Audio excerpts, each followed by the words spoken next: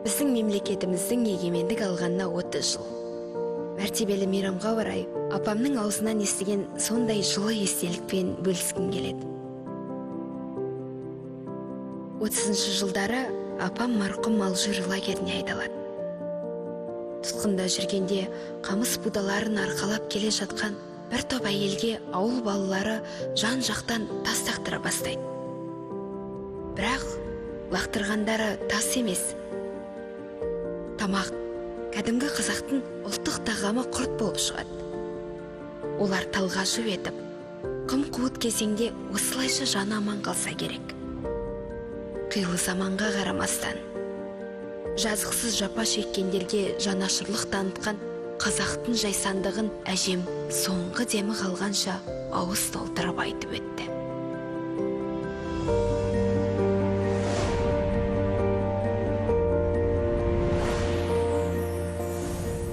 Расымен де, біз Қазақстанға келіп, өз үйімізді таптық.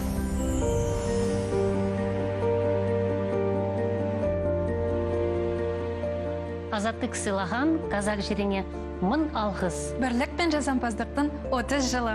Ұлтаралық келісім мен татулық жасасын. Біздің отанымыз